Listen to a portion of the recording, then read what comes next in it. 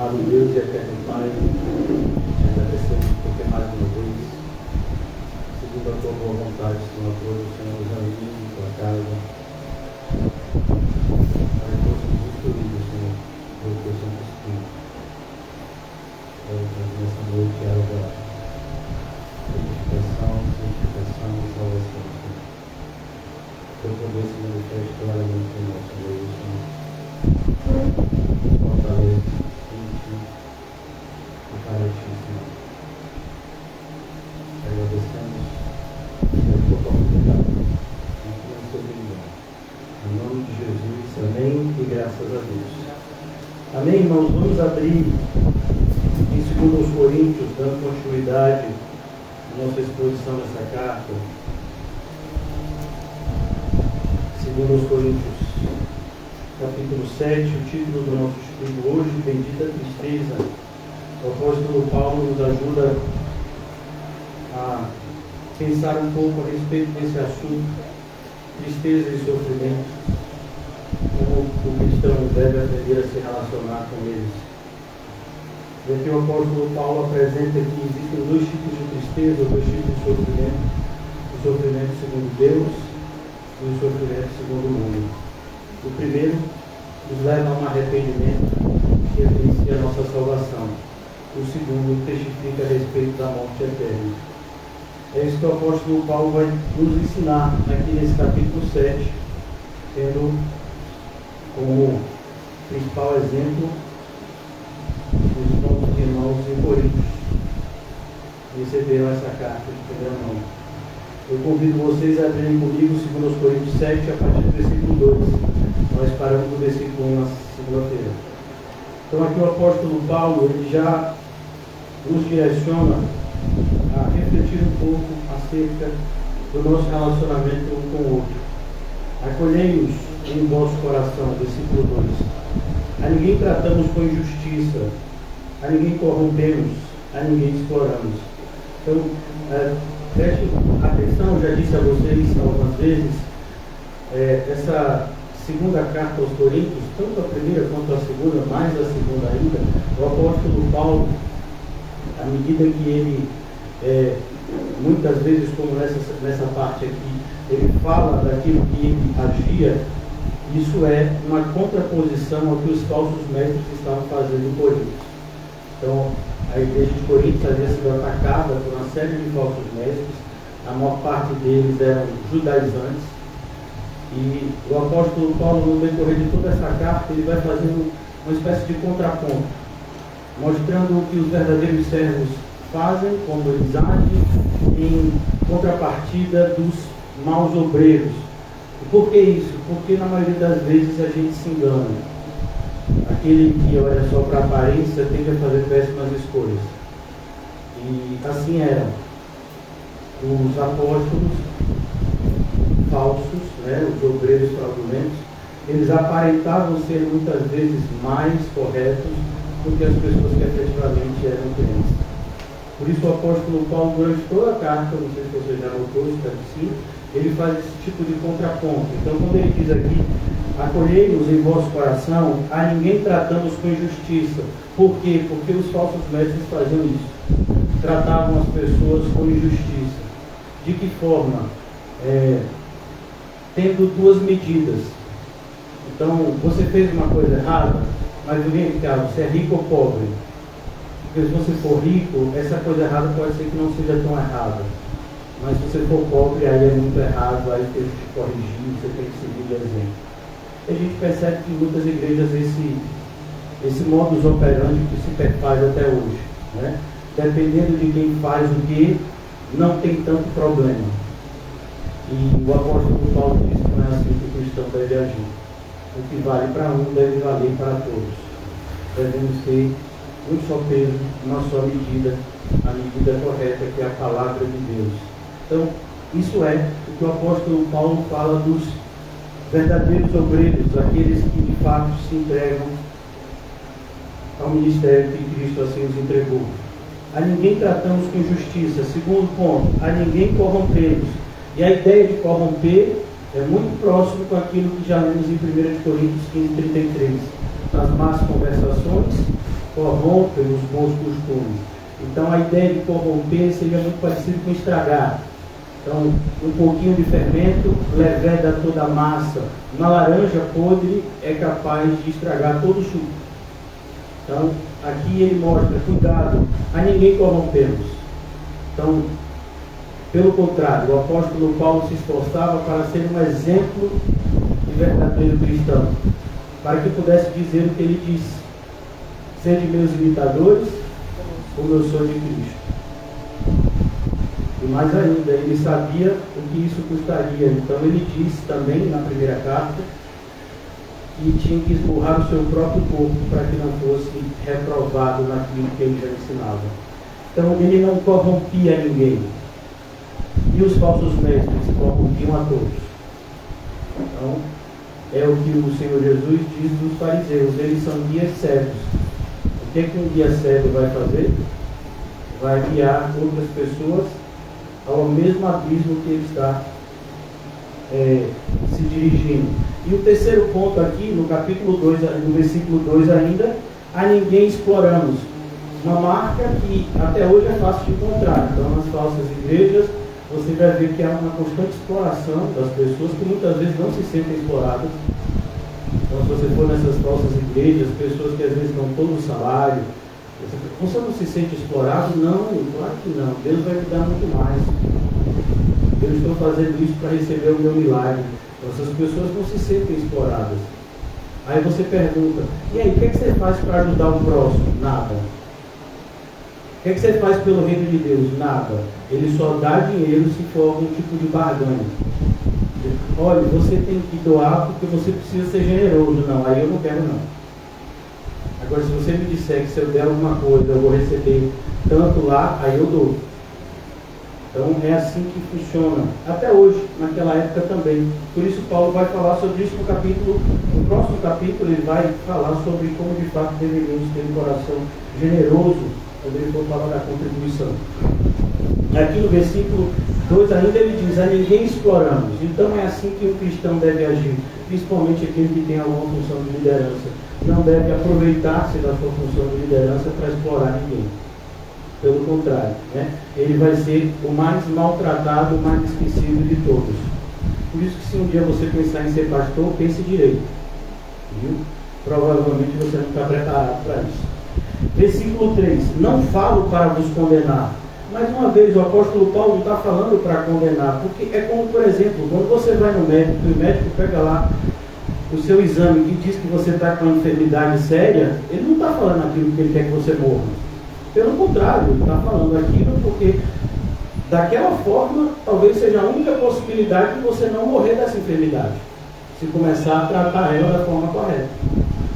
Então, muitas vezes a gente tem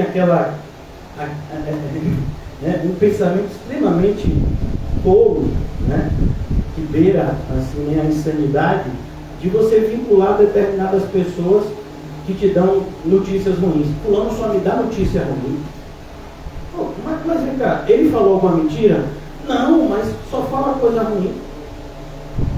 Não, mas a questão não é que não existe coisa ruim e coisa boa, existe verdade e mentira. Algo é ruim e algo é bom, isso é extremamente relativo. Então as pessoas hoje em dia, elas não estão mais preocupadas em se cercarem de pessoas verdadeiras. Não, elas querem pessoas agradáveis. Então, fulano me faz me sentir bem. Fulano me bota para cima. Cuidado, porque quem te bota para cima normalmente está lhe levando para baixo. Viu? Porque o bajulador, ele está armando uma grande cilada para você. Mas na igreja as pessoas procuram pastores e pregadores que falam coisas agradáveis.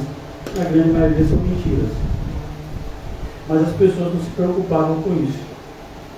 Então Paulo diz: eu não estou falando isso para condenar vocês, pelo contrário, eu quero que vocês sejam salvos. Mas se vocês não conhecerem a verdade, nunca serão salvos.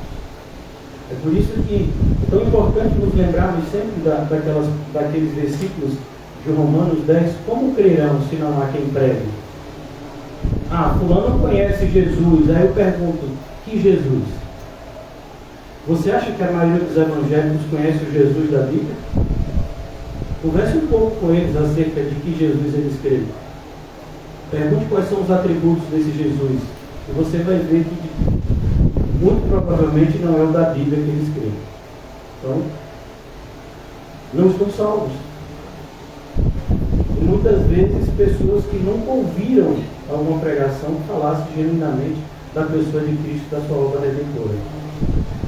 A ninguém exploramos, não falo para vos condenar, porque já vos tenho dito que estáis em vosso coração, para juntos morrermos e vivermos. Então Paulo está dizendo, eu estou junto com vocês. Não acho que eu sou adversário de vocês. Nós estamos na caminhada a uma cidade celestial. E ele diz, para morrermos e vivermos, assim deveria ser os cristãos. Essa unidade, né, que jamais, né, se retrocede, jamais se acaba. Infelizmente, não é muito comum esse tipo de amor fraternal. Versículo 4. Muito grande é a minha franqueza para convosco. E isso deveria ser algo, né, extremamente considerado como positivo pelas pessoas. Então, alguém olha para você e fala a verdade da Bíblia. Não é a verdade, ó, não gostei do seu cabelo. Problema seu. Eu não me perguntei a opinião. Eu não quero saber se você gostou do meu cabelo, da minha barba. Não quero saber se você gostou da minha roupa. Que bom que você gostou. Se não gostou, tá bom, né? Paciência. Não é isso que é a verdade, nem franqueza. Franqueza em relação à Bíblia. Franqueza em relação à verdade do Evangelho. Franqueza em relação à nossa caminhada espiritual. Então as pessoas costumam confundir as coisas, né? Então, cuidado para que você não seja uma dessas. Muito grande é a minha franqueza para com vocês. Então a preocupação de Paulo era com a realidade espiritual daqueles irmãos.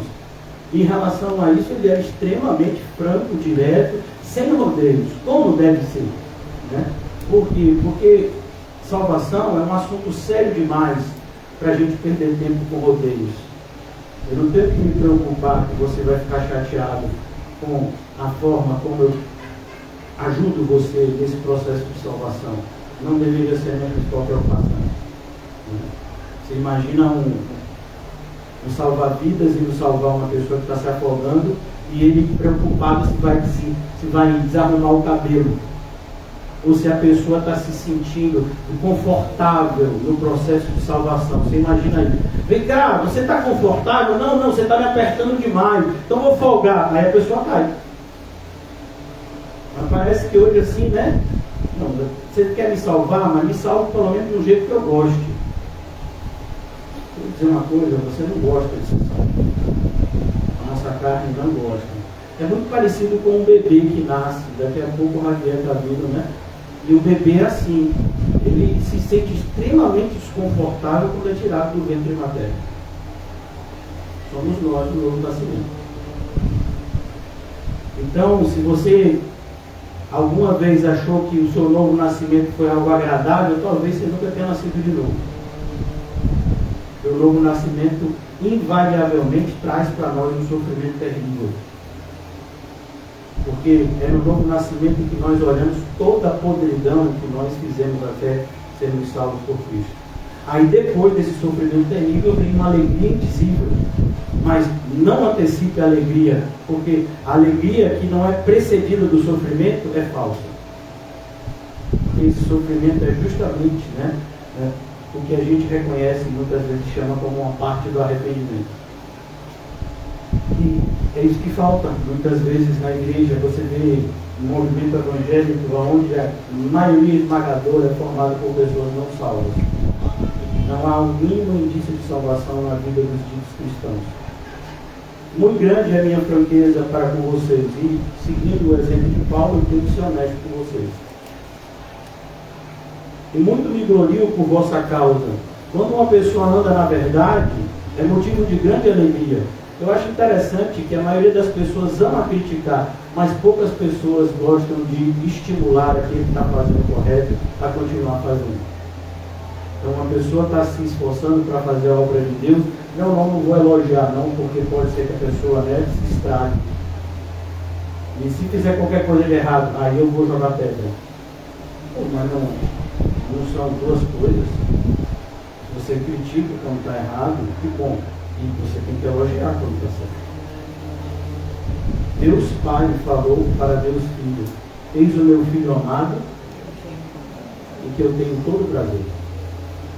Então, quando você de fato reconhece, e nós deveríamos nos sentir extremamente, devedores dessas pessoas que fazem o que muitos de nós deveríamos fazer e não fazemos ainda. Então, no mínimo, deveríamos estar estimulando essas pessoas, como Paulo fala aqui aos Coríntios.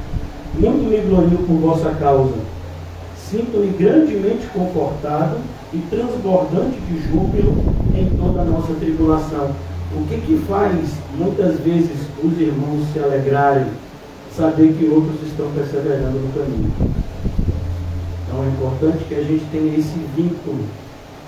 Eu não preciso fazer o gol para o meu time ganhar. Eu posso estar no banco. Se alguma pessoa fez o gol, pode ser um goleiro. É o time que ganhou, eu me alegrarei, é o meu time. Então não há concorrência entre pessoas que estão no mesmo time. Não deveria. Por isso o apóstolo Paulo está mostrando para eles: cuidado. Vocês se lembram muito bem do problema de 1 Coríntios, que era justamente essa divisão. Imagine pessoas do mesmo time e você não toca para aquela pessoa, ela está sozinha. Não, para ela não toco, não vou dar esse prazer dessa pessoa fazendo, não faz nada pelo time, agora quer fazer gol. Não toco também não. Então, se essa pessoa fizer o gol, não é o time que vai ganhar. Mas não quero que ela faça o gol não. Pois é, isso é um sentimento de divisão.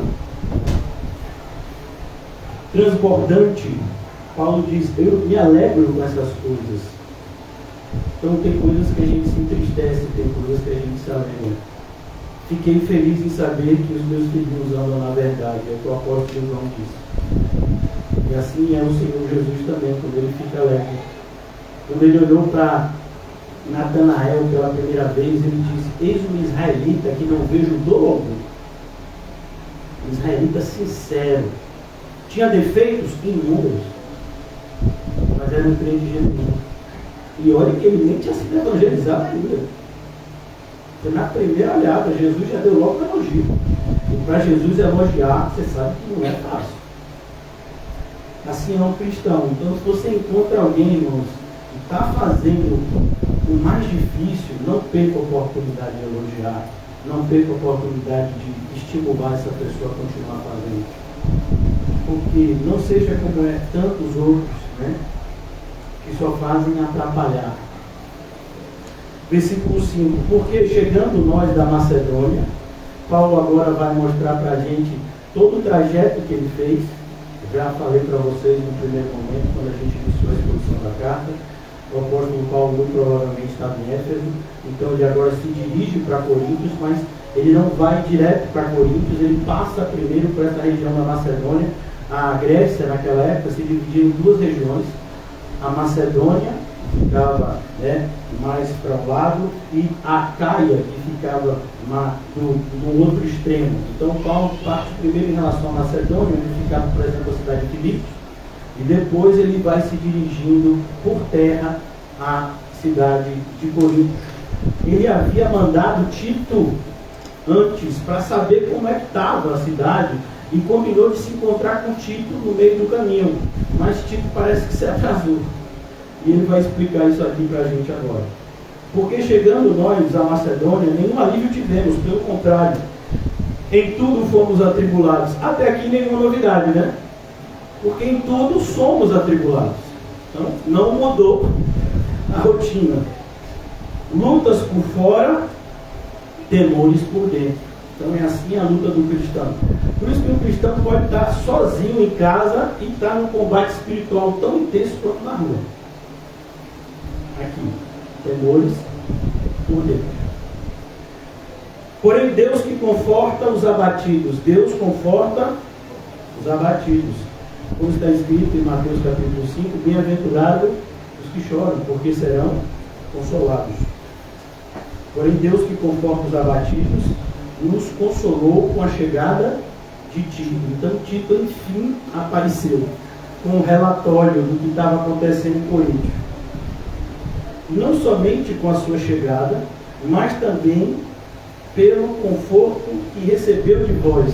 Eles trataram bem Tito. Meu irmão, é tão bom quando as pessoas tratam bem quem a gente gosta, né? Na verdade, todo mundo deveria tratar bem todo mundo. Mas assim, quando você trata bem, imagine, eu tenho 3 filhos, meu filho vai na sua casa e você trata bem ele volta e diz: meu pai, você não sabe, passei a tarde lá na casa de tal pessoa, me tratou tão bem, me fez assim, deu suco, eu chego, estou cheio aqui. Mas, meu Deus, que coisa boa, né? Tratar bem as pessoas que a gente ama. Aí, de repente, meu filho chega e diz: papai, eu fui lá, eu acho que essa pessoa não gosta muito de mim, nem do senhor, viu? Porque nem falou bom dia, boa tarde, olhou meio de lado assim, e quando a gente saiu, ainda viu alguns gritos de comemoração até que enfim. Isso não ia deixar ninguém alegre, né? Mas, infelizmente, a segunda hipótese é mais comum. A maioria das pessoas está tão preocupada com o seu próprio umbigo que não tem tempo para tratar bem os outros. Você percebeu como a gente passa a maior parte do dia pensando só na gente? Quanto tempo do seu dia hoje você pensou em outras pessoas para ajudá-las?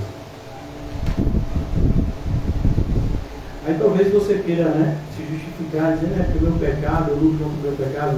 Não seja mentiroso. Porque a gente não pensa nos outros porque a gente é egoísta mesmo. E a primeira atitude para a gente se arrepender é reconhecer o pecado. Se a gente não reconhece que somos pessoas extremamente egocêntricas, como nós vamos nos arrepender e mudar isso? Nós somos egocêntricos. Parece que o mundo gira em torno de nós. Basta alguém conversar com a gente 5 minutos que percebe isso. Primeiro está sempre os meus problemas. Meus problemas. Dificilmente você consegue falar com alguém 5, 10 minutos mostrando que está mais preocupado com a pessoa do que com a sua vida. Isso é o quê? É egoísmo. A gente nem reconhece. Porém, Deus, que conforta os abatidos, nos consolou com a chegada de Tito. Não somente com a sua chegada, mas também pelo conforto que recebeu de vós. Que coisa boa é quando as pessoas são bem tratadas, principalmente quando são cristãos, porque o cristão é odiado pelo mundo. Então, assim, nós que somos igreja de Cristo, deveríamos tratar bem os crentes, né? Principalmente os verdadeiros. Eles já são tão maltratados pelo mundo, no nosso meio deveriam ser bem tratados. Aí chega uma pessoa que é um crente verdadeiro, no meio dos crentes verdadeiros é mais maltratado ainda. Mas como assim? O sofrimento por parte da perseguição do mundo não foi suficiente. E é isso que Paulo está aqui, né, feliz, porque os coríntios haviam feito, né, agido dessa forma correta. Não somente com a chegada de Tito, mas também o conforto que ele recebeu de vocês. Alegrou a Paulo, referindo-nos da vossa saudade. Ele ficou feliz quando as pessoas disseram que estavam com saudade de Paulo. O vosso pranto, teve gente que chorou de saudade, né? Demonstrando arrependimento, sinceridade em relação a tudo que havia acontecido lá. O vosso zelo comum, aumentando, assim me regozijo. Você imagina você ser zeloso com a vida do seu pastor, com a vida daquele que cuida espiritualmente de você? Ninguém cuida espiritualmente de mim. É mesmo? Ah, entendi. Então quer dizer que Jesus é mentiroso.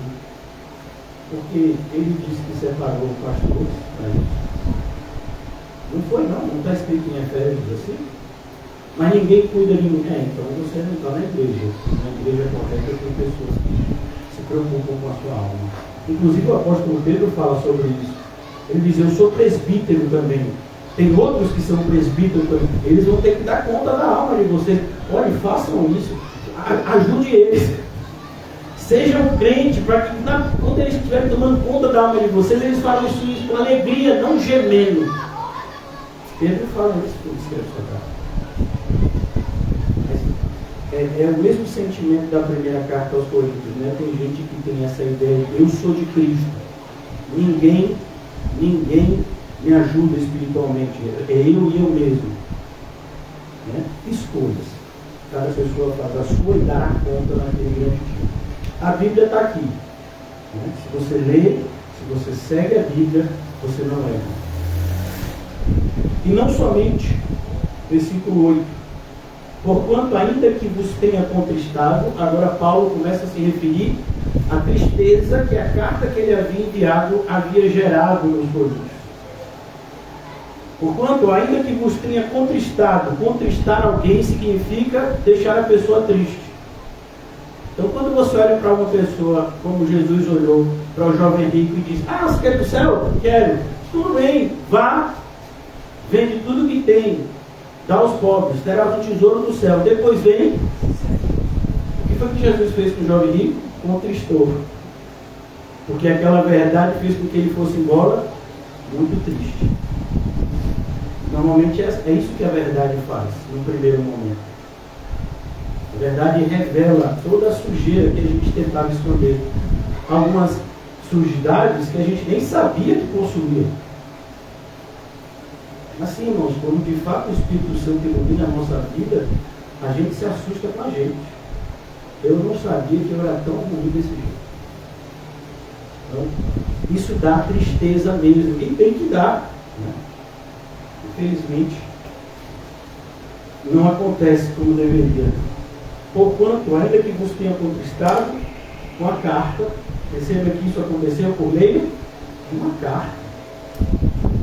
Olha como as coisas de Deus são sérias. Às vezes a pessoa diz assim: ah, mas Deus não falou isso comigo. Mas você leu na Bíblia ali? Então foi quem falou com você? Foi o cão? Se você lê um versículo bíblico, quem está falando com você? Quem escreveu a Bíblia, irmão? Deus. Aí eu queria que Deus me ensinasse. Você já leu a Bíblia? É interessante como a maioria das pessoas fica olhando para o alto. Por que não abre a Bíblia e começa a ler? Tem aqui tudo, certinho.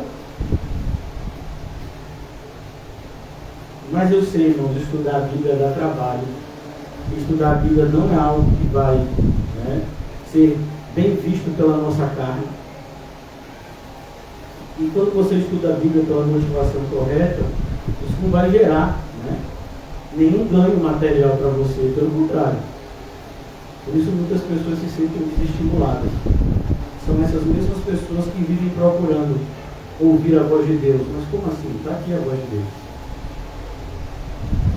Ah, eu estou com problema no casamento, eu não sei como agir. Você já leu 1 Coríntios? Ainda não. Por que não? Lá fala.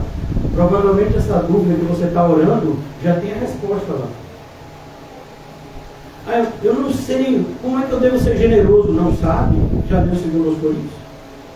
Não sabe? Eu não sei como Deus quer que eu ame a Ele. Não sabe? Já leu o Evangelho de João? As respostas estão aqui, irmãos. O povo continua perecendo porque falta conhecimento. Mas é impressionante como aqueles que menos sabem, mais acham que sabem. As pessoas sempre acham que sabem tudo. Você já conversou com um adolescente? Não é possível, né? Sabe tudo. Os adolescentes de hoje sabem tudo. Pelo menos pensam que sabem. Né? Só interessante que isso não vem de forma de nota 10 na escola. Eles só sabem tudo, menos física, matemática, química. Isso aí não sabem, né? Mas em relação aos outros assuntos, sabem de tudo.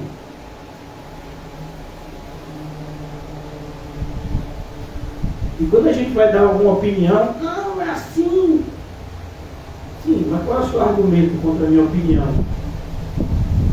Eu penso assim, sim, tudo bem, mas por que você pensa assim?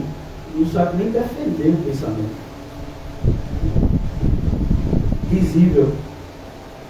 Porquanto ainda que vos tenha contristado com a carta, não me arrependo. Paulo vai aqui, é uma espécie de jogo de palavras no grego.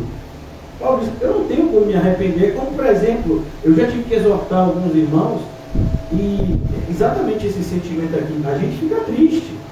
E é uma tristeza que dura dias às vezes. Mas a gente sabe que fez o que é certo. E é isso exatamente que Paulo está dizendo aqui. Porquanto ainda que vos tenha contristado com a carta, não me arrependo, embora já me tenha arrependido. Então, às vezes, será que eu devia ter falado isso? Será que eu não podia ter esperado para falar? Não podia. Né? Muitas vezes eu fui para casa um sofrimento muito grande. Eu passei a noite em agonia, dizendo assim, não era para falar aquilo dele, será que eu não podia, né?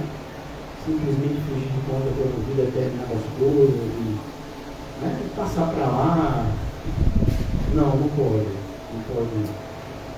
A gente tem que falar o que precisa ser dito. A gente que ainda existe a influência das trevas, que a grande maioria já foi dominada por elas. Né? É interessante que você conversa com as pessoas de hoje, não sabem bem diferenciar o bem do mal. Então, no contexto evangélico, o que seria algo bom do ponto de vista bíblico, o que seria algo ruim do ponto de vista bíblico, não sabe mais diferenciar. Então, hoje você vê facilmente uma pessoa chamando um demônio travestido de anjo de luz, de anjo de sabedoria, e um verdadeiro anjo que anuncia o que vai acontecer de demônio. Por quê? Porque você associa o amor que supostamente o mensageiro tem por você com aquilo que te agrada. Então, se a pessoa me disse algo que me agrada, é porque gosta de mim. Se disse algo que não me agrada, é porque não gosta de mim, que é o meu mal, que eu seja uma pessoa infeliz.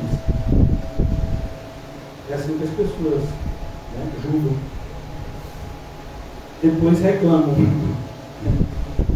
Agora, o apóstolo Paulo diz aqui, veja que aquela carta nos contristou por breve tempo. Então o apóstolo Paulo mostra, e é isso que faz. Uma pregação bíblica, ela vai trazer essa tristeza, mas é uma tristeza, irmãos, que uma vez que você se entristece, se arrepende, aquilo se transforma em alegria. No meio da própria tristeza, você consegue ter alegria porque você sabe que aquela dura correção que você sofreu não é porque Deus te rejeitou, pelo contrário, é porque Ele não te rejeitou. E por isso Ele não desistiu de você. E por não desistir de você, Ele faz o mais difícil, que é corrigir você. Está escrito em Hebreus capítulo 12. Olha, quando você for corrigido pelo Senhor, não desmaie. Pelo contrário, quando você for corrigido pelo Senhor, ache bom, porque isso é sinal de que você é um filho dele. E Ele só corrige a um filho que ama. Então é isso que o apóstolo Paulo mostra aqui nos Coríntios, a maior parte dele, pelo menos. A gente vai ver mais adiante que não foram toda a igreja, ainda tinha pessoas resistentes. Paulo vai dizer mais adiante isso.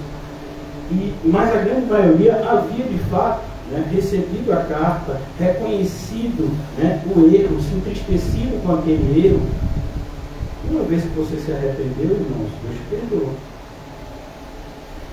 Versículo 9. Agora me alegro, não porque fostes contristados. Então a nossa alegria não é porque vocês ficaram tristes. Tem gente que acha que a alegria do pastor, pelo menos a minha, é falar de uma forma que fique todo mundo assim, bem triste, chateado, deprimido. Mas por que eu me alegraria com isso? Porque você é ruim. Você não vale nada. Eu sei, eu não vale nada mesmo não. A não ser que Cristo quis poder me salvar. Mas não me alegre com a tristeza de ninguém. Não tenho esse sentimento. Agora me alegro, não porque fostes contristados, mas porque fostes contristados para arrependimento. Ó, para arrependimento. Então essa tristeza é boa. Foi inclusive o título da nossa mensagem de hoje, baseado nesse trecho aqui, bendito sofrimento. Esse sofrimento é bom.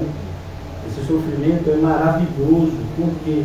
Porque nos leva para mais perto de Cristo. E é o melhor lugar que a gente pode estar. Mais perto de Cristo. Quanto mais perto de Cristo, melhor. Por isso ele diz aqui, porque fostes contristados para arrependimento. É isso que tem que acontecer com a gente, irmãos.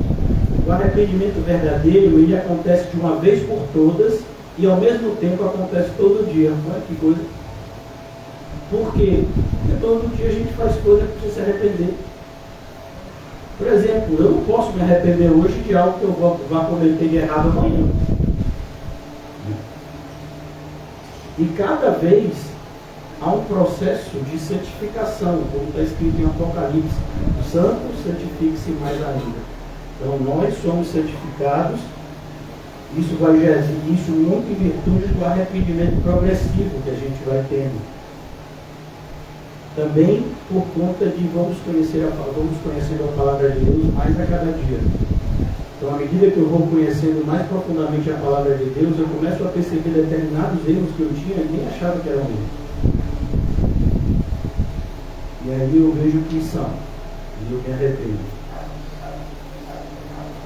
Por exemplo, irmãos, pensar mal de alguém é pecado? Então, ninguém aqui pecou hoje, né? Ninguém aqui está pecando agora. E aí a gente faz o quê? Tem que ter esse sofrimento, certo? Muitas vezes quando a gente chega na igreja, a gente não chega com essas informações. A gente vai aprendendo aos poucos. Olha, você tem que amar. Tem que amar. Aí você começa, eu tenho que amar. E você começa tratando melhor papai e mamãe. Depois tem que amar os inimigos.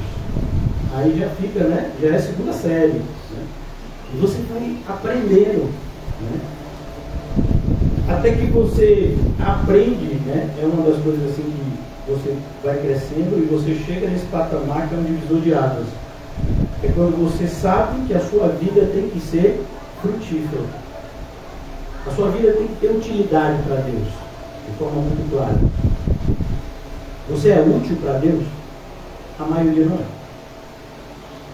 A maioria sabe ouvir pregações e é isso. No máximo, mas no máximo do máximo, contribuir com alguma coisa. Aí também é difícil, viu? E útil para o reino de Deus. Então, você não entendeu que isso é pecado?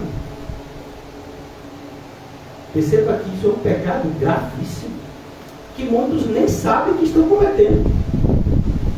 Eu não sabia que era pecado não fazer as coisas bem de Deus. Eu pensei que eu só devia deixar de fazer o mal, sim, mas de fazer o bem. Não faz? E aí você se arrepende e muda. Né? Porque arrependimento sem mudança não é arrependimento. Né? Vamos lá. É isso que Paulo está mostrando aqui. Eu me alegro, não porque vocês foram entristecidos ou contristados, mas porque fostes contristados para arrependimento, pois fostes contristados segundo Deus.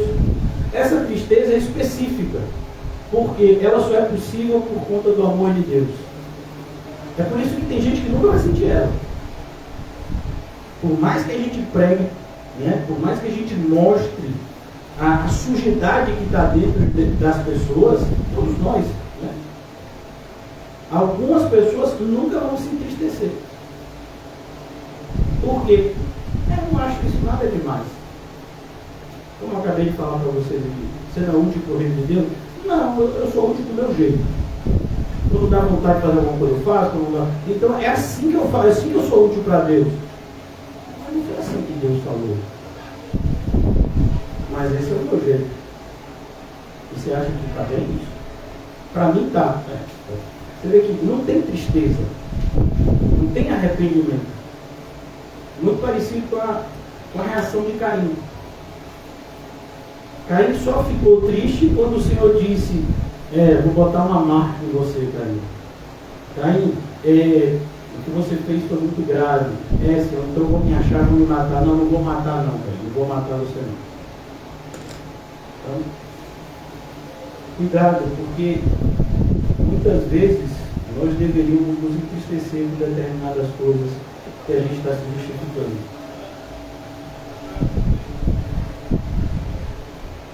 Versículo 9 ainda. Para que, de nossa parte, nenhum dano sofra. E a ideia é justamente essa. Olha o que Paulo está mostrando aqui. Existem algumas etapas na disciplina. Então, eu vou exortar vocês por meio da pregação. E essa é a principal forma de disciplina, como dizia Martin Lloyd Jones. Algumas pessoas vai ter que disciplinar pessoalmente. Outras pessoas a gente vai ter que disciplinar em público. como foi o caso do jovem lá de 1 Coríntios. Esse rapaz aí não é da igreja não. E cuidado com a atitude de vocês em relação, né, a fazer vista grossa ao que ele está fazendo. Vocês precisam se posicionar para o bem dele e para o bem da igreja. Graças a Deus, foi o que aconteceu. Mas olha que coisa, é isso que ele está mostrando aqui. Se você dá ouvido para a exortação do Senhor, não tem por que o Senhor te corrigir fisicamente. Você deu ouvido. Porque muitas vezes o Senhor tem que corrigir fisicamente. Porque a gente não deu ouvido. A gente vê isso lá na carta à igreja de Tiatira, no livro do Apocalipse. Dei tempo para que você se arrependesse. Porque esse é o modus operandi de Deus. Deus exorta o seu povo por meio dos seus servos, os profetas, assim eram chamados no Antigo Testamento, e ele dava tempo para que as pessoas assimilassem aquela mensagem e se arrependessem. Uma vez que eles não se arrependiam, Deus enviava o juízo. Não mudou. A ocasião de começar o juízo já chegou. E começou por onde? Por nós, pela casa de Deus. Então ele diz, cuidado. Por isso Paulo fala aqui, eu me alegrei, porque a tristeza de vocês, ela foi em virtude da carta que vocês receberam, vocês sofreram, né, por aquilo que estava ali escrito, mas isso diminuiu e muito o dano que vocês poderiam sofrer mais lá na frente. E um dano que a igreja de Corinto já havia sofrido, vocês se lembram muito bem de 1 Coríntios 11. Essa é uma igreja que Deus já havia corrigido. Quando o apóstolo Paulo está lembrando aos irmãos sobre o que seria ceiar corretamente, em 1 Coríntios 11, ele diz, vocês não perceberam que tem gente doente na igreja, tem gente que já morreu na igreja porque Deus está punindo vocês, exortando vocês, punindo e corrigindo, a gente só vai saber na glória. Né? Mas eu não queria estar no lugar das pessoas que não sabem para onde vão. Então cuidado. É preciso que a gente identifique o que de fato é prejuízo para a gente. Prejuízo, irmãos, para a gente deveria ser se afastar de Deus. Prejuízo para a gente deveria voltar a ficar cego espiritualmente. Prejuízo para a gente deveria, né, como uma frase, o irmão José até colocou esses dias, você passar um dia sem meditar na Bíblia é um dia perdido. Então isso é prejuízo para a gente. Nós somos cristãos, não podemos entender a palavra prejuízo como o mundo entende. Versículo 10. Porque a tristeza segundo Deus, e agora Paulo vai explicar essa tristeza, a tristeza segundo Deus. Como é essa tristeza segundo Deus? Eu queria que você deixasse aqui, né? A gente já vai voltar, mas eu convido vocês rapidamente a abrirem comigo no livro de Ezequiel. Essa passagem aqui, vocês estão familiarizados com ela, já falamos algumas vezes, mas é sempre bom voltar para ela quando falamos acerca de arrependimento. E, a partir do versículo 31, Ezequiel 36, 31. Toda essa passagem aqui é maravilhosa, do versículo 16 até o versículo 38, fala da restauração de Israel, e muito que está aqui diz respeito àquilo o que acontece na nossa regeneração. E essa passagem aqui que eu vou ler com vocês é mais especificamente ao sofrimento, como evidência de um verdadeiro arrependimento. Então, vos lembrareis dos vossos maus caminhos. Isso só é possível, irmãos, porque aqui Deus já trocou o nosso coração. Isso só é possível porque Deus já colocou em nós o seu Espírito. Então podemos agora discernir o que é bom e o que é mal para a nossa alma.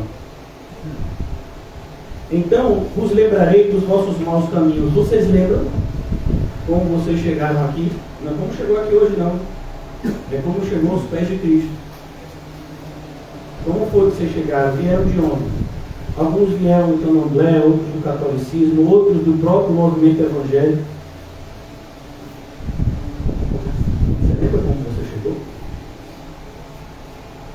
Você sabe que as coisas que você fez antes eram ruins.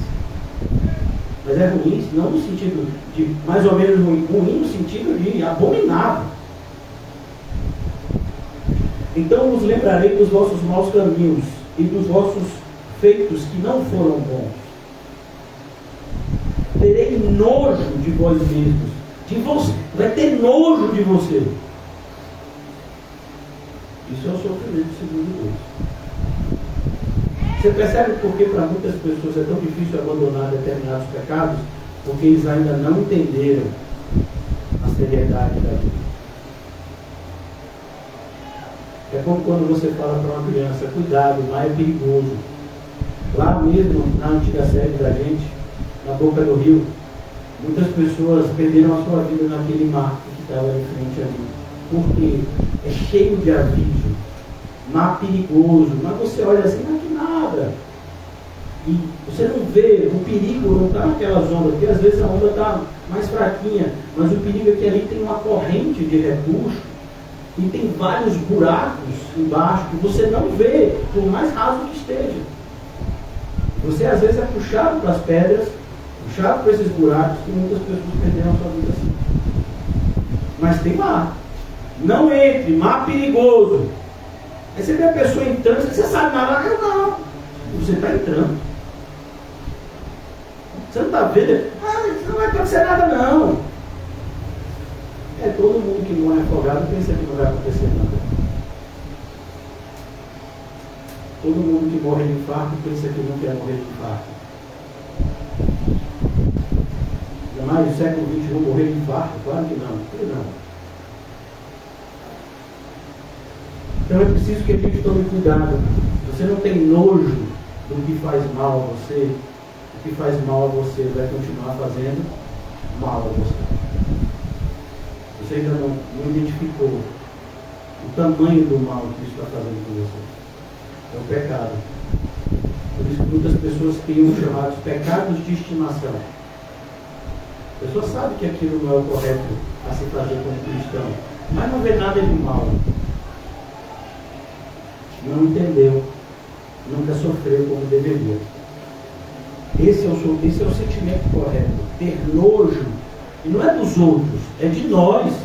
É impressionante quando alguém faz uma coisa errada, a gente fica com nojo dos outros. Eu estou com nojo de fulano.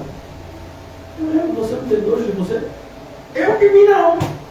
Não tem de você? Não tem para ter do outro. Mas o outro é um monstro. E você é um anjo.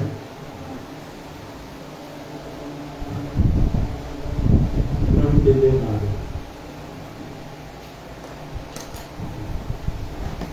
É como você vê, né? Pessoas que fazem. Esses dias aqui tem um exemplo de um linchamento. Qual o direito das pessoas de matarem os outros? Lincharem. Ah, mas o que ele fez é abominável. E você acha que tirar a vida de alguém é o quê? Desse jeito, mais ainda.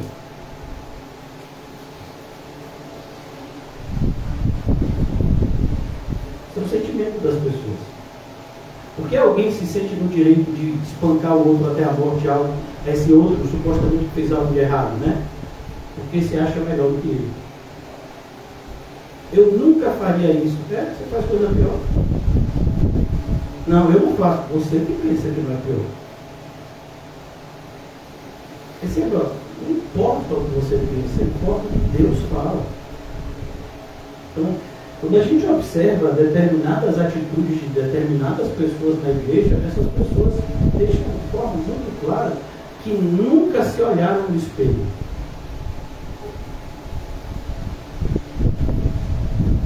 Qual é a pessoa que mais te atrapalha na caminhada cristã? Já sei, é o pastor. Pode até ser. Né? A segunda, tudo bem, a segunda eu aceito, mas a primeira é você.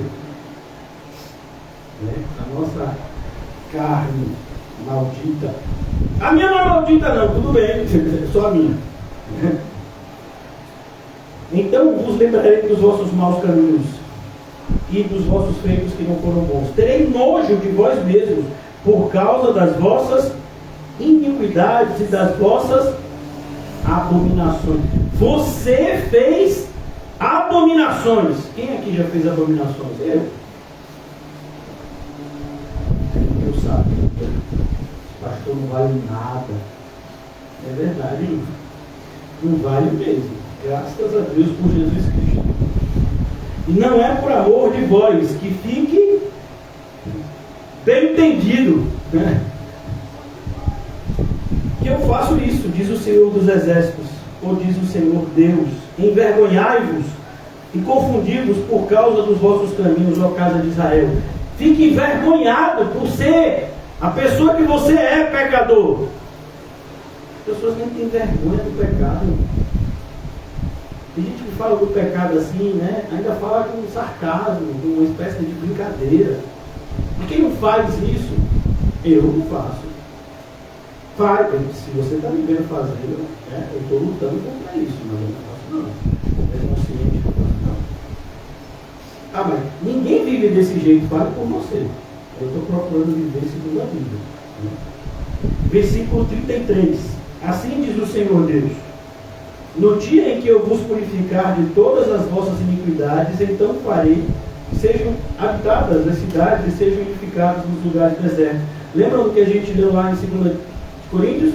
Saiam do meio deles, vocês serão o meu povo, eu serei o Deus de vocês. Essa é a promessa, sempre foi essa. O maior presente de Deus é a sua presença na nossa vida, é a sua presença no nosso meio. Versículo 34. Lavrar-se-á a terra deserta, em vez de estar desolada aos olhos de todos os que passam. Disse-á: esta terra desolada ficou como o jardim do Éden. As cidades desertas, desoladas e em ruínas estão fortificadas e habitadas. Olha como Deus muda a vida de uma pessoa que de fato se arrepende. Então as nações que tiverem restado ao redor de vós saberão que eu sou o Senhor. Eu reedifiquei as cidades destruídas e replantei o que estava abandonado. Eu, o Senhor, o disse e o farei. É isso que o apóstolo Paulo está se referindo, irmãos. Eu volto com vocês em 2 Coríntios. Já estamos concluindo. 2 Coríntios, capítulo 7. Por isso o apóstolo Paulo fala dessa tristeza bendita. Versículo 10, 2 Coríntios 7, 10. Porque a tristeza segundo Deus, essa tristeza que faz você sentir nojo de você. Meu Deus, eu tratei mal o apóstolo Paulo. Já que eu estava com a cabeça. Eu tenho ouvido aos falsos mestres. Meu Deus, eu poderia estar completamente perdido agora. Esse é o tipo de pecado que Paulo se refere aqui. Mas isso pode se aplicar a qualquer pecado.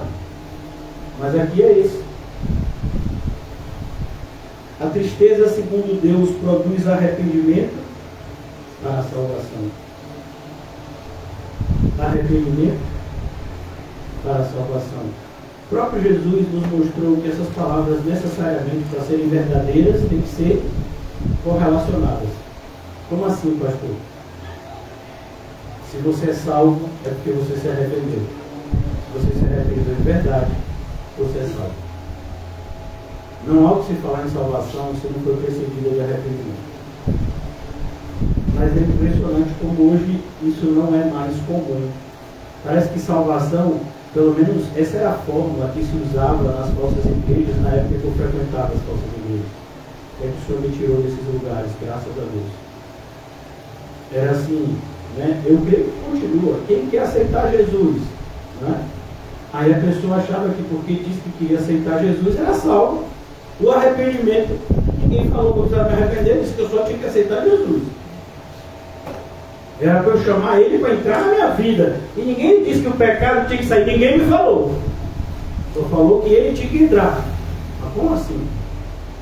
Sem arrependimento não há remissão de pecados. Sem remissão de pecados não há o que se falar em dom do Espírito Santo. Mas as pessoas continuam morrendo porque falta entendimento. E por que falta? Porque os pastores deveriam ensinar, pelo menos é assim no texto de Oséias. Você lê lá Oséias, a culpa maior do povo estar perecendo era dos pastores que não ensinavam, dos sacerdotes que não ensinavam. E por que eles não ensinavam? Porque eles haviam percebido que o povo gostava quando mentia para ele. E o povo não gostava quando falava a verdade para eles. Então eles, para poder o povo ficar de bem com eles, escolheram não falar a verdade. Olha como isso é antigo. Não acha que os falsos mestres de hoje estão fazendo nada novo. Essa receita é bem antiga. Vem desde a serpente no jardim do Éden. Ó, tá vendo aquela fruta ali, Eva? Não é maravilhosa? Você imagina, Deus não deixa você comer daquela fruta, que absurdo isso. E ainda diz que você vai morrer. Mentira, Deus é mentiroso. Acredite em mim, o diabo. Meu Deus. Pois é. Isso acontece muito hoje quando as pessoas preferem acreditar naquilo que é o senso comum do que daquilo que está na Bíblia. Mas todo mundo pensa assim. Mas a Bíblia fala diferente. Mas todo mundo pensa assim. Sim, então está todo mundo errado. Afinal de contas, o mundo não jaz no maligno? Mas não é possível. Todo mundo... Tá. Se a Bíblia falou, ela está certa. Independente do mundo inteiro está contra ela está sempre certa. Nada podemos contra a verdade, a não ser a favor dela. Mas é impressionante como grande parte daqueles que se definem como evangélicos, eles dão mais atenção ao que o mundo ensina do que o que a Bíblia ensina. Porque a tristeza, segundo Deus, produz arrependimento para a salvação. E a grande tristeza aqui é que a maioria das pessoas na igreja nunca teve essa tristeza. Essa tristeza aqui, irmão, não é porque você teve um prejuízo financeiro, não é porque você teve uma doença, não é porque você teve uma decepção com alguém. Não, essa tristeza aqui é você sentindo por você. Você está triste com você. Você está decepcionado com você. Você está frustrado com você. Tão raro. A maioria das vezes, a gente tem na ponta da língua os culpados pela nossa tristeza. Eu estou assim porque fulano fez. Eu estou assim por causa dos políticos do Brasil. Estou assim. Teve algum. Tá com problema de encontrar culpado? O culpado não são os políticos. Né? A gente nunca tem problema para encontrar culpado, viu? Estou dizendo assim um dia. Que é bom isso. Por isso que essa é a grande tristeza, é as pessoas não se entristecerem com o que deveriam. O time perdeu, aí fica triste. O time perdeu, às vezes é uma coisa boa. Olha a economia que você vai fazer não indo para o estádio. O time já foi desclassificado, agora você não tem mais ir para o estádio, você não vai precisar mais assistir jogo na televisão, economia de energia. Né? Mas qual parte com isso? Não. Fica triste porque o time perdeu. Para ver. E aí, o time ganhou! Quem trocou na sua conta bancária? Os jogadores te visitaram, foi todo mundo na sua casa comemorar com você? Quando sai o salário deles, eles dividem com você? Aquilo que eles chamam de, não é que quando ganha, recebe uma espécie de premiação específica, né? Eles dividem com você? Não, nem isso. Você ganhou uma blusa do time, pelo menos, mas nem ganhou, você teve que comprar. E você tá lá com quem, rapaz? O time ganhou! Você nem joga no time. É meu time de coração. Qual é a sua posição? Eu sou banco, eu digo, você é banco, e aí de vez em quando você entra no jogo, não, eu fico na arquibancada. Aí você se alegra, se entristece, dá arquibancada. Depois vai dizer que os crentes é que não têm inteligência. Imagina. A tristeza segundo Deus, irmãos, é essa tristeza que a gente sente com a gente. É a gente contra a gente. É a gente botando o dedo na cara de quem deveria. A gente. Lutero foi chamado de louco por muitos, porque ele tinha essa tristeza todo dia.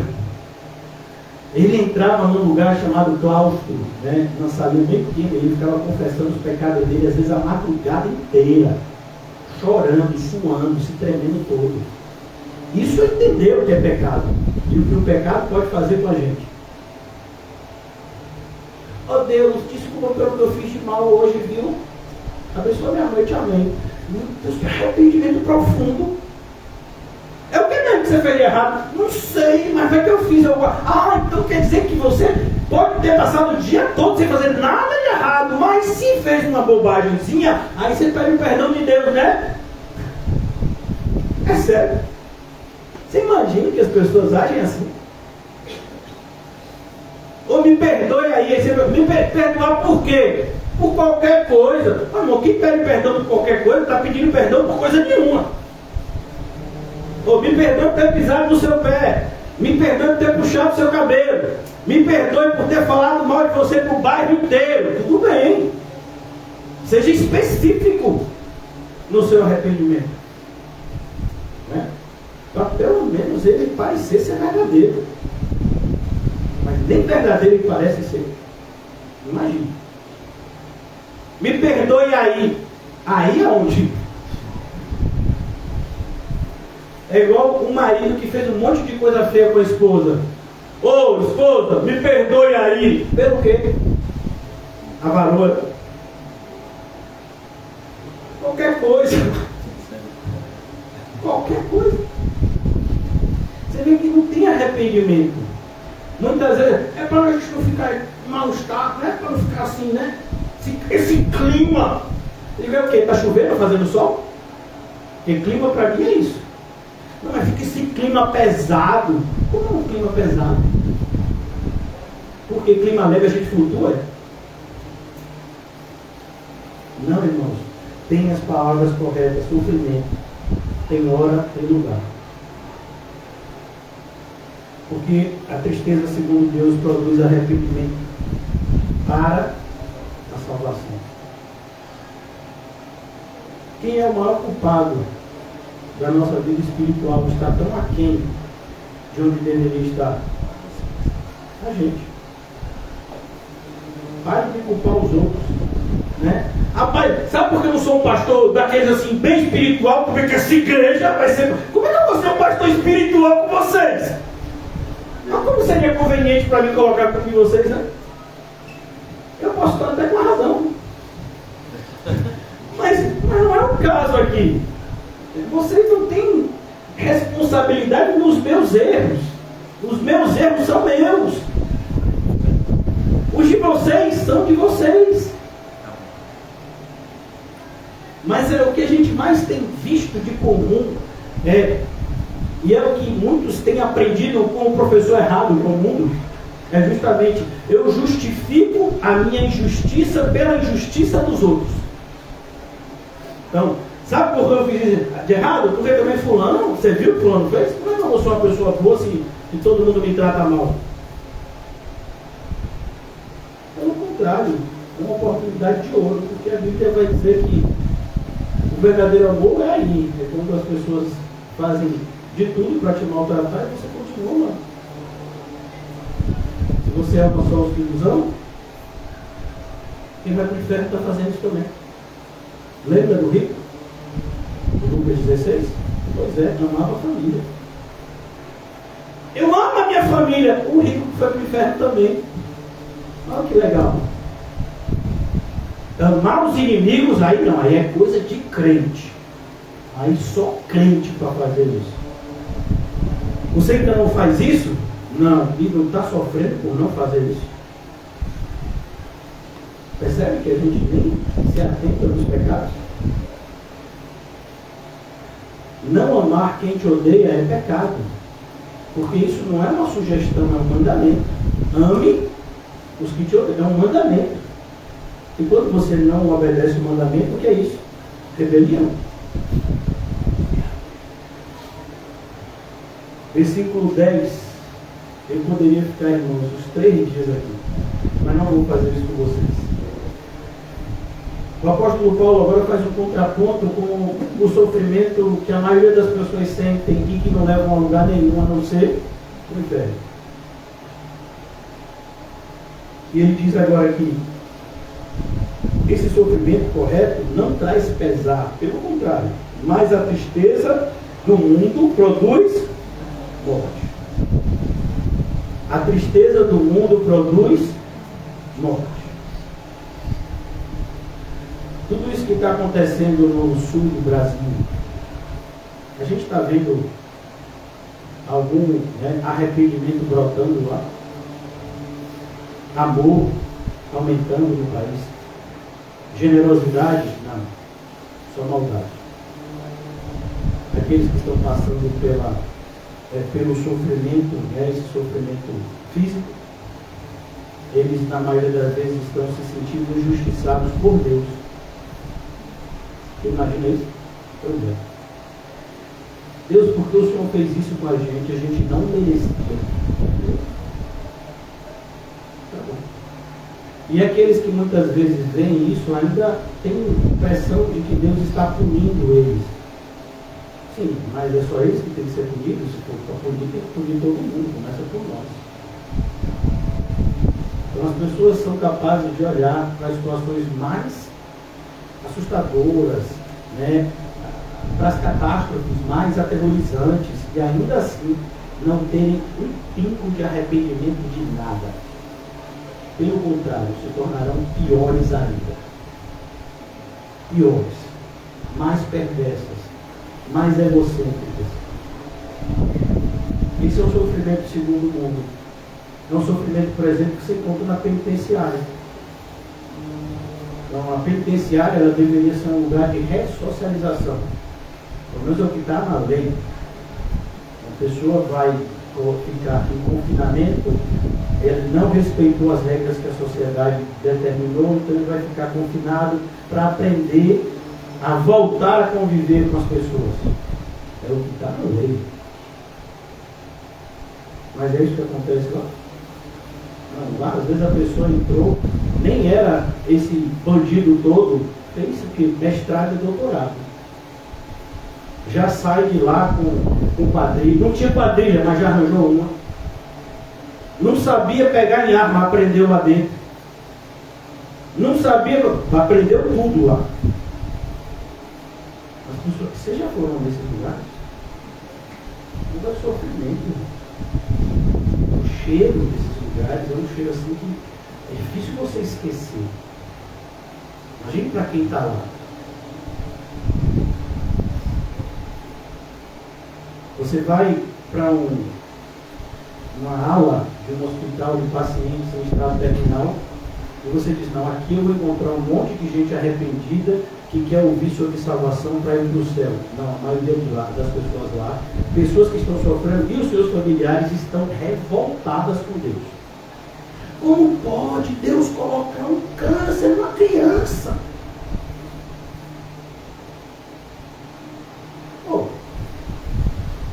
Mas o câncer, ele só existe porque o homem pecou. As doenças só existem por causa do pecado. Mas podia colocar em tanta gente que não vale nada para colocar uma criança. Porque a gente faz distinções que não deveria fazer. Determinadas pessoas valem mais do que outras. Quem somos nós para isso? Não, todos pecaram e destituídos estão na glória de Deus. Mas as pessoas, elas, nos seus momentos de maior sofrimento, elas demonstram que são, de fato, rebeldes para com Deus. Não aceitam as coisas de Deus. Não aceitam a maneira como Deus dirige a sua criação. E é o que a gente tem visto. O sofrimento segundo o mundo é só uma testificação de que essas pessoas estão mortas.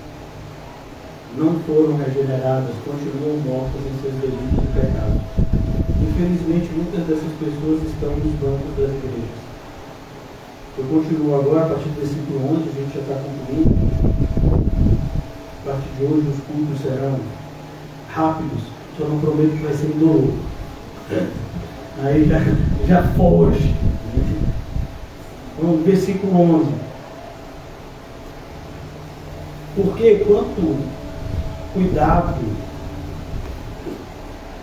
não produziu isto mesmo em vós, que segundo Deus fostes contristados, ponto de exclamação.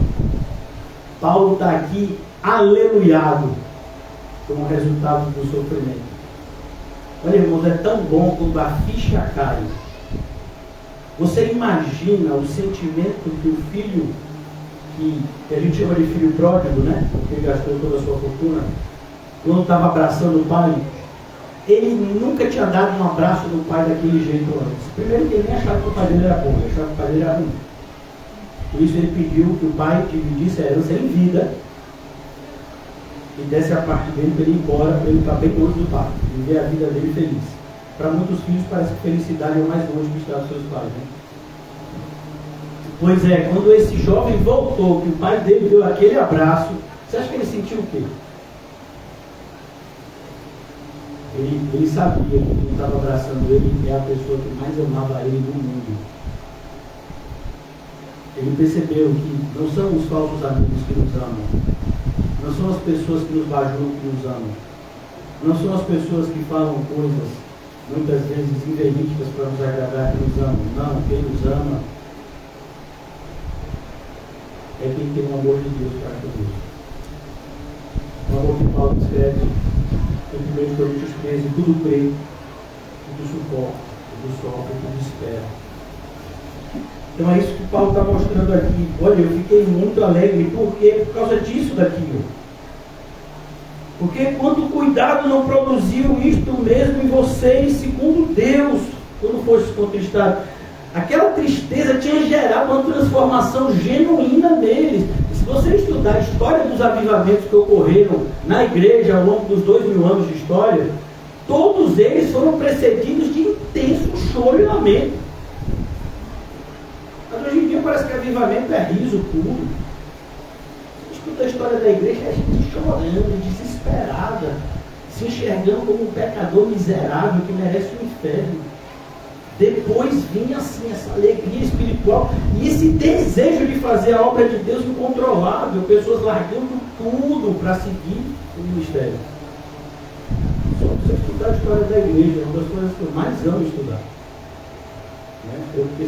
E é tão triste que a maioria dos evangélicos não tem nenhuma curiosidade. Tem mais curiosidade de saber que Justin Bieber vai ter filho, que Madonna veio no Brasil, do que saber da história da igreja.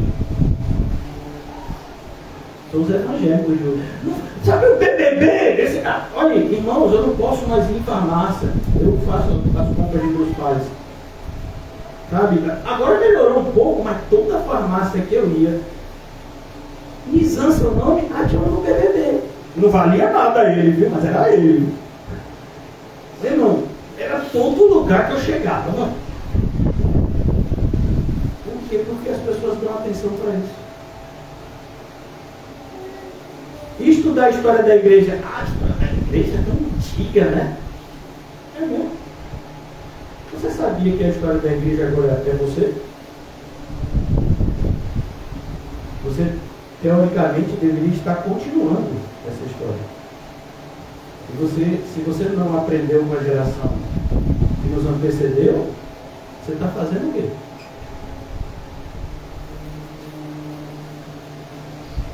Continua. Versículo 11 ainda. Que defesa! Olha, o pessoal começou a defender Paulo. Rapaz, eu cheguei a me arrepender. Mexeu com Paulo, mexeu comigo, viu? Olha. Se for para falar mal de Paulo, viu? Vou sair logo daqui. Não façam isso quando estiverem falando mal de mim. Fiquem tranquilos, viu? Tenham paciência. Mas o pessoal aqui não, o pessoal ficou indignado. Que é isso? Não. Olha, eu vejo, irmãos, olha que coisa. É tão fácil você ver pessoas defendendo os falsos mestres e tão difícil alguém defender alguém que está falando a verdade. Porque a gente se sente tão envergonhado de defender pessoas que estão falando a verdade. A maioria das vezes é porque a gente está do lado errado. Que defesa, que indignação, que temor, que saudades, que zelo, que vindita. Olha o apóstolo Paulo ali. Perceba que quando ele tem que elogiar, ele elogia. Não, se a pessoa fez algo correto, você vai dizer que não é correto? Se alguém fez algo bom, você vai dizer que não é bom? Ali fica bajulando. Não, bajulação é outra coisa. Bajulação é verdade. Você fala daquilo que a pessoa fez de correto? Não, é sua obrigação. Estimular uns aos outros ao amor e às boas obras. Mas ele diz, que defesa, que indignação, que temor. Você sabe que na igreja, na carta à igreja de Éfeso, né, ela é escrita de uma forma única, assim, diferente das outras 7, diferente das outras 6, porque são 7 cartas, né? 6 mais eram 7. Na maioria das cartas você vê aquela estrutura, com exceção de Filadélfia e Esmirna, que não tem repreensão, mas você vê o Senhor elogiando, depois o Senhor tem uma repreensão, e aí o Senhor diz que as pessoas devem se arrepender e o fruto, né, a recompensa do arrependimento. Mas a carta de Éfeso tem uma espécie, né, de anexo, para que ficasse bem entendido que tipo de amor o Senhor estava falando que Éfeso tinha que ter. Não pode ser um amor permissivo, porque amor permissivo não é amor. Por isso que, quando parece que a carta acabou, nós continuamos lendo. Olha, eu tenho, porém, a seu favor ainda que vocês odeiam as obras dos nicolaítas. Essas obras eu também odeio. Isso é indignação.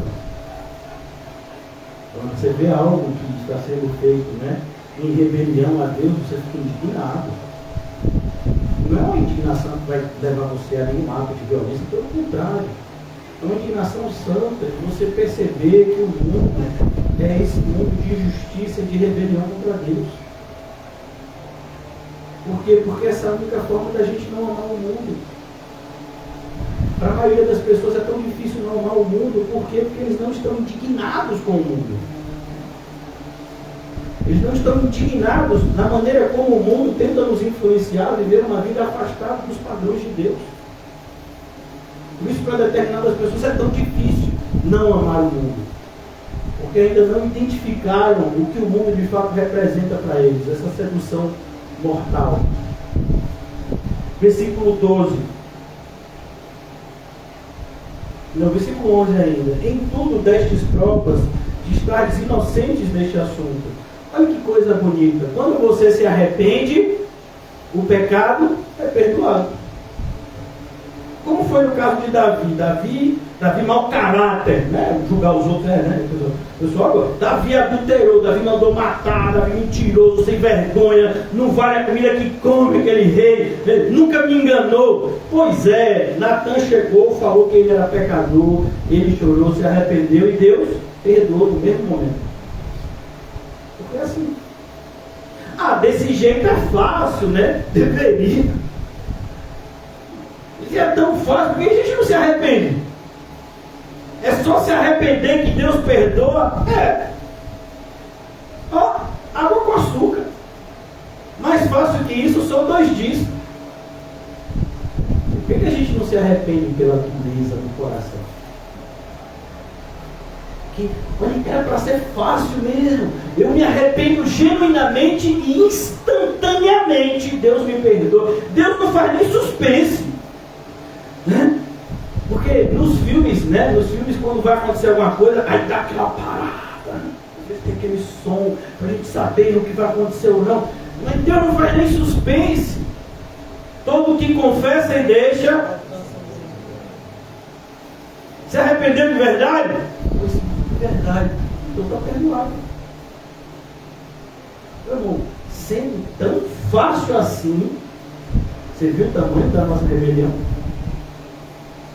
Não falta amor em Deus, falta amor na gente. Deus está, braços abertos. Se arrependam, eu recebo vocês. Não, se vai para ficar com você, eu tinha que me arrepender? Não é não. O filho faria tudo de novo. De novo? Mas você não está falando que isso é errado? É errado, mas não é o que eu fiz, é assim que eu sou e é desse jeito. É por isso que as pessoas vão para o inferno. Às vezes fica parecendo, né, que tão difícil ir para o céu. Mas, irmão, é difícil por conta da nossa maldade. Mas o caminho para o céu é fácil demais. É você se arrepender e seguir Jesus. Não tem assim, sabe? Nesses Sun Tzu, a arte da guerra, tem um monte de livro que quer ensinar, né? Sabedorias do mundo, né? O monge executivo. Não tem essas receitas, não. Se arrepende e segue a Cristo. Sério. É só isso. Só isso. Não precisa fazer mais nada. E a gente ainda erra. E repete: se arrependa e crê em mim. Senhor, eu faço o quê? Mas eu já disse, se arrependa. Não, Senhor, eu sei, mas eu faço o quê? Por quê? Porque a gente não quer se arrepender, irmão.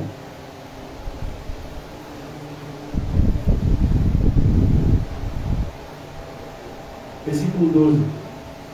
Portanto, embora vos tenha escrito, não foi por causa do que fez o mal, nem por causa do que sofreu o agravo, mas para que a vossa solicitude a nosso favor fosse manifesta entre vós diante de Deus. Olha, o apóstolo Paulo está dizendo aqui: meu intuito não é fazer do mundo um lugar melhor. Por quê? Porque o mundo nunca será um lugar melhor. A igreja nunca será perfeita. Existirão sempre falsos crentes. Existirão sempre falsos mestres. Existirá sempre no meio da igreja primeiro, segundo e terceiro tipo de solo. O quarto também, em nome de Jesus. Mas a ideia que o apóstolo Paulo está dizendo aqui: não escrevi isso para vocês com o propósito de que vocês agora não estão, perfeitos. Não, ele está dizendo aqui: não foi porque sofreu agravo, fez o mal. Não, mas para que a vossa solicitude a nosso favor fosse manifesta entre vós diante de Deus. A ideia é essa, irmãos. A preocupação é com os eleitos. Tem gente que não é eleito. E por que não é eleito? Porque não se arrependeu, não creu. A preocupação é sempre com os eleitos de Deus. E segundo a Pedro é dito: por que o Senhor está demorando? Aparentemente demorando para alguns, para que nenhum dos seus se perca. Pelo contrário, para que os que são deles sejam salvos. O Senhor sabe os que são seus. Então a ideia aqui é justamente essa. Por que exortação? Por que fazer tanta coisa se não muda a realidade? Porque a realidade não vai mudar. O mundo é mau. O amor de quase todos se esfriará. Mas aquele que perseverar até o fim, este será salvo. E a gente prega para estes. E a gente continua exortando para estes. O apóstolo Paulo escreve e diz: tudo faço em favor dos eleitos. Nenhuma expectativa de mudar o mundo, irmãos. Nenhuma expectativa de frequentar uma igreja perfeita aqui na terra. Não existe isso. Nunca existiu. Versículo 13. Foi por isso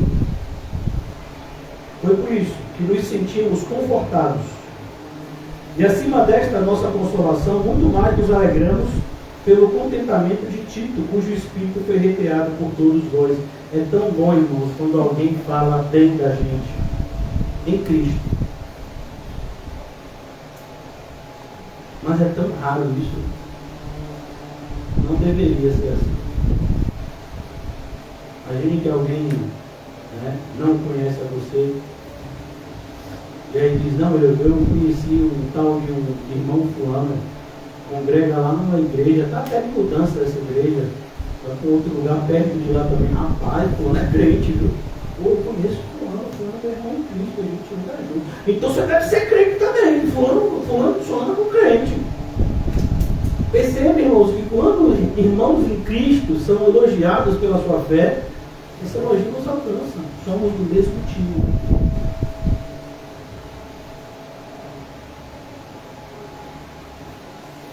Seja crente por vocês e pela igreja. Entenda a responsabilidade que o cristianismo nos impõe. Nós devemos fazer determinadas coisas, irmãos, não é por nós, é pelos irmãos. É impressionante como as pessoas só se sentem motivadas a fazer determinadas coisas quando de alguma forma, né, são convencidas de que aquilo vai gerar algum tipo de benefício. Eu vou fazer isso assim na obra de Deus, porque eu sei que fazendo isso, aí Deus lá na frente me ajuda. Por que você não faz isso porque Deus é bom e pronto? Porque você sempre tem que ficar esperando que lá na frente Deus vai fazer alguma coisa por você. Não está boa a sua vida. Não, está péssima. Está horrível a minha vida. Então a minha esperança é fazer alguma coisa para ver se Deus melhora. Eu não obedeço a Deus, minha vida está ruim. Agora eu vou começar a obedecer para ver se ela melhora. Sempre essa insatisfação. Até quando a pessoa se propõe a fazer algo teoricamente para o Senhor, é por conta dessa insatisfação. Versículo 13. Foi por isso que nos sentimos confortados e acima desta nossa consolação, muito mais nos alegramos pelo contentamento de ti. Você já imaginou como seria bom se você se alegrasse com os que se alegram? Imagine, tem uns dias que você está tristinho, mas o outro está alegre, então você se alegra com ele. E no dia que o outro estiver tristinho, ele se alegra com você. Mas o pessoal é assim, não, me alegro na sua alegria, mas a minha não divido com ninguém. Por que não vou dividir? Por que não divide sua alegria? Que nada, já é tão difícil ter alegria, é dividir. Parece que está comendo aqueles biscoitos, né, recheados quando é criança. Olha, irmão, o pessoal faz isso para estimular mesmo, né, o egoísmo. Você já viu uns biscoitinhos, não sei se é negresco, rapaz, só vem 3, só vem 4 negocinhos. Na minha época os pacotes, vinha 10, 12 biscoitos assim, né? Agora não, agora os biscoitinhos recheados só vem 4. Mas que a criança vai, é por isso que as crianças vão lanchar tudo assim, ó. Você vai aonde? Vou no banheiro, tá parecendo Gideão. Que vai do lado, pegar o trigo e vai fazer lá o trigo no lugar de uva, para ninguém saber que ele estava lá.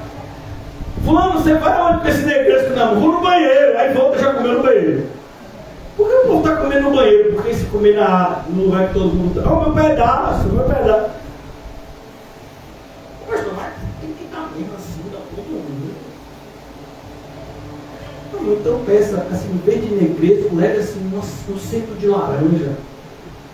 Aí você chega agora a lanchar, abre um pacote de laranja. Quem quer laranja? Pode vir, amigos e amigas, eu dou aqui. Que coisa boa, né? O egoísmo nunca é justificado. Mas eu estou com fome. Pois é, mas você não vai morrer de fome. Não se justifica o errado, não se arrepende. Então, se você está escondendo o negresco, não faça mais isso. Aqui, porque, versículo 13 ainda, e acima desta consolação, muito mais nos alegramos com o contentamento de Tito, cujo espírito foi recriado por todos vocês.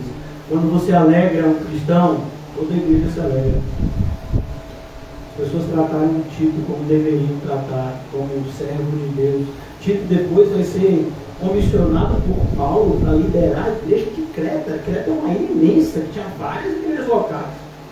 Olha, deixei em Creta para colocar isso em ordem. E a ilha de Creta, você sabe de onde surgiu o termo cretino? Pois é, da ilha de Creta. Você imagina que Paulo botou Tito lá. Rapaz, Tito devia ser um camarada crente. Porque para pastorear uma igreja de onde surgiu o termo cretino, é por isso que está lá na carta de Tito, cretenses, sempre mentirosos, ventres preguiçosos. Rapaz, Tito, o negócio empenou lá, não foi não, Tito? Quando tiver no céu, ele pergunta a ele, não foi essa época.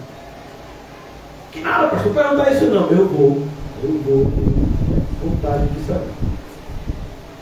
Porque, versículo 14, se em alguma coisa me gloriei de vós para com ele, não fiquei envergonhado. Você já imaginou, irmãos? Alguém diz, vou lá na igreja, viu, pastor? Pode ir, os irmãos vão te receber bem, viu?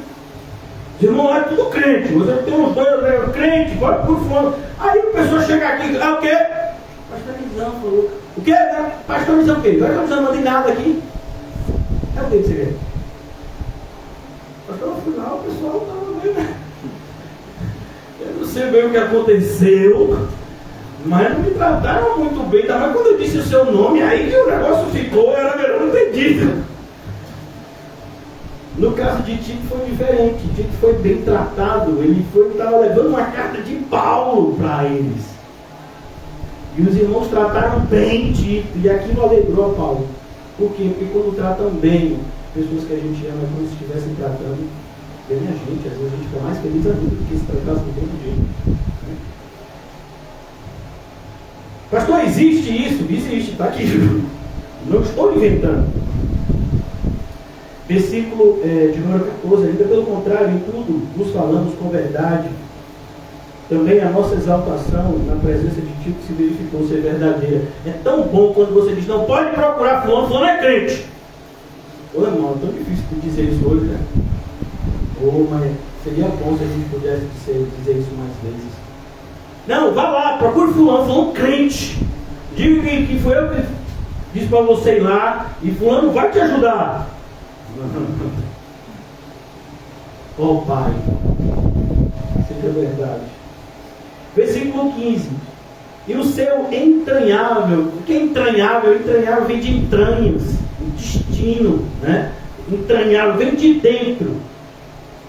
Seu entranhável afeto cresce mais e mais para convosco. Olha que coisa boa quando uma igreja ama. Eu acho interessante, irmãos. Tem pessoas que dizem que amam a Cristo, mas odeiam o pastor. Vem cá, não foi Cristo que designou esse pastor para você? Foi, quando chegar no céu eu vou logo reclamar. Que absurdo! Tanta opção, bota aquele traste. Oh meu Deus, perdoa.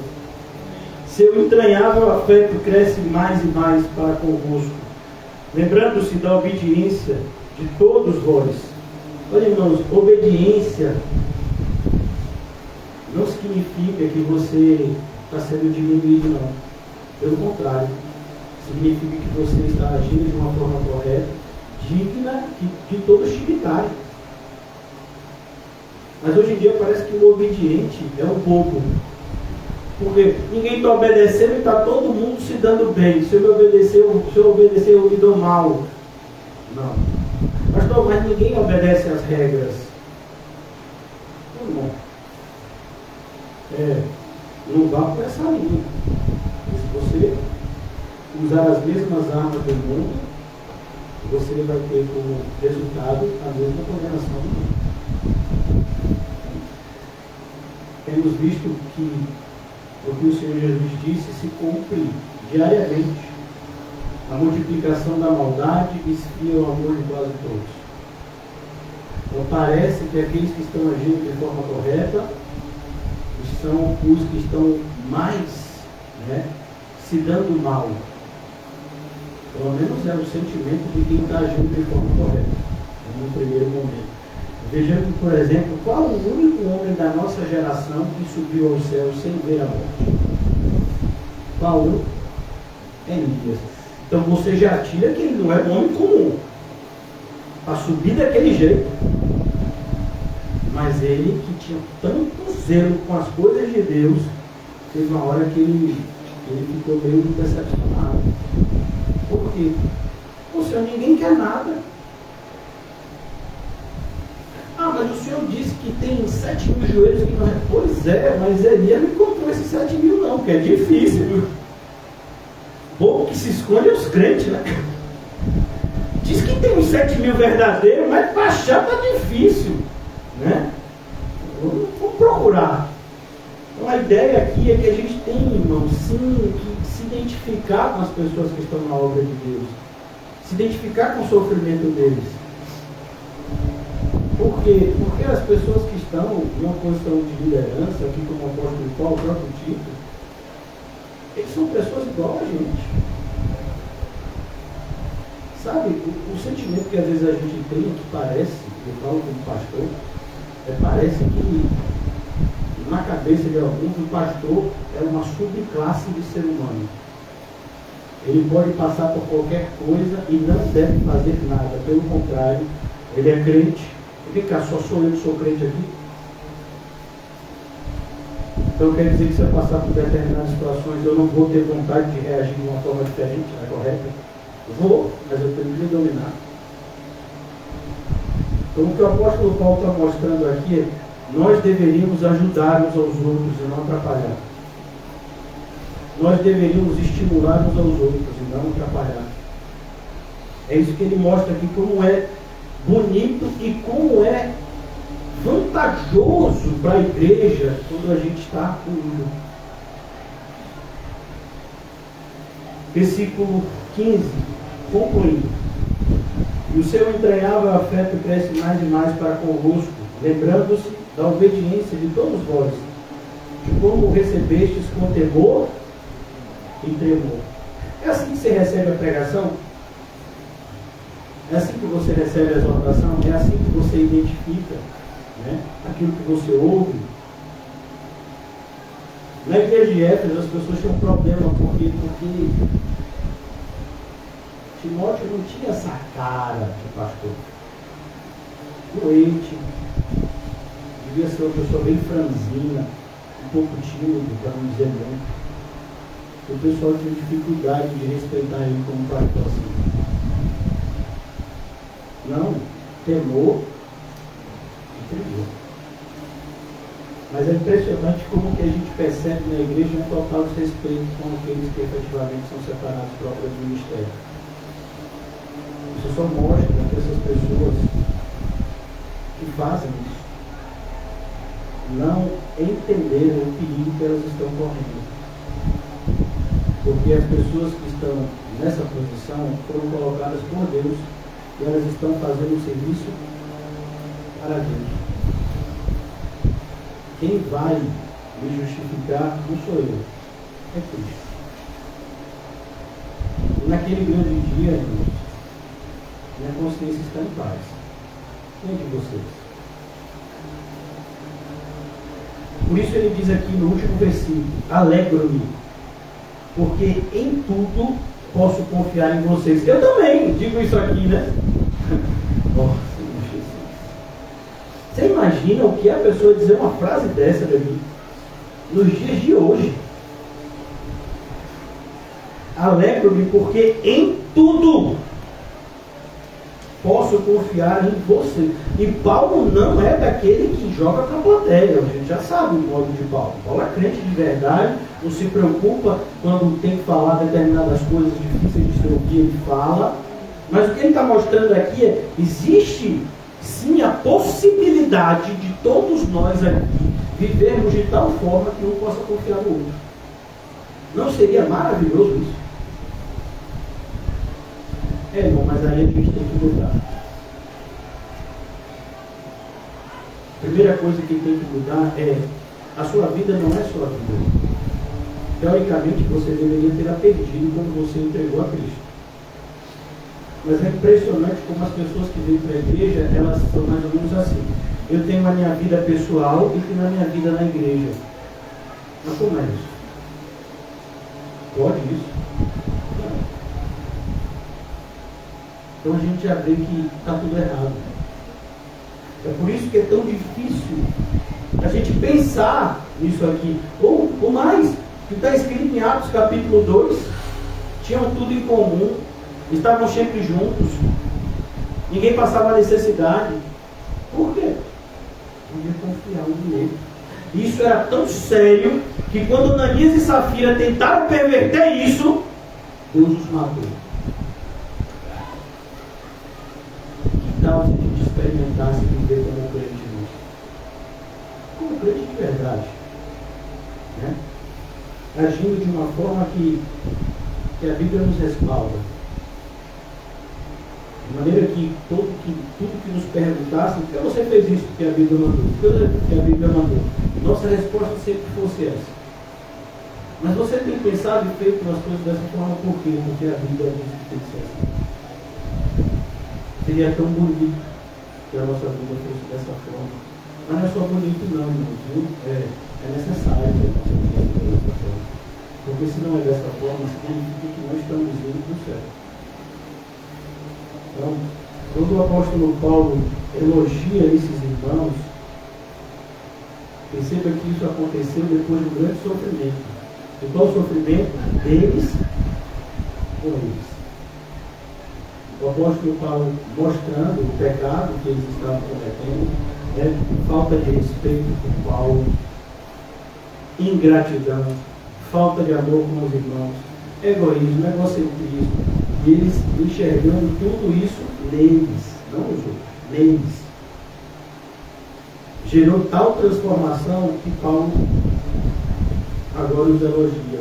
De fato, vocês mudaram. Se antes eu não podia falar com vocês como espirituais, não é assim que é 1 Coríntios 13. Eu queria falar com vocês como espirituais, mas não posso. Mas agora Paulo diz, não, porque agora em tudo posso confiar em vocês. É isso que a gente tem que fazer, irmãos, é assim que a gente tem que viver. Mostrando que as pessoas podem confiar na gente.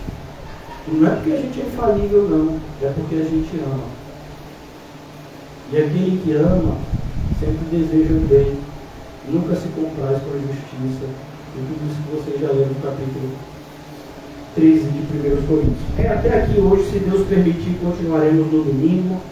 Os irmãos estão se programando fazer a mudança, muito provavelmente no domingo, depois do culto pela tarde, já pegar as coisas daqui e colocar na nova sede. Porque o proprietário daqui está pedindo urgência em devolver que ele ia fazer uma reforma. Então, os irmãos já estão agora familiarizados com a nossa agenda. Quem quiser ajudar, quem quiser atrapalhar, é só continuar fazendo o que está fazendo. Então, vamos orar.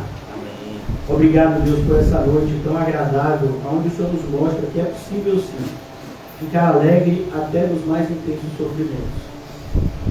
Porque temos visto e crido que todas as coisas cooperam para o bem daqueles que te amam e que foram chamados segundo o seu maravilhoso propósito. Livra-nos, Senhor, de todo espírito maldoso e malicioso, diabólico de ingratidão, Senhor. E nos ensina a viver contente em toda e qualquer situação. Em nome de Jesus, amém? E graças a Deus, saúdem-se com o cumprimento santo. Deus os leve em paz.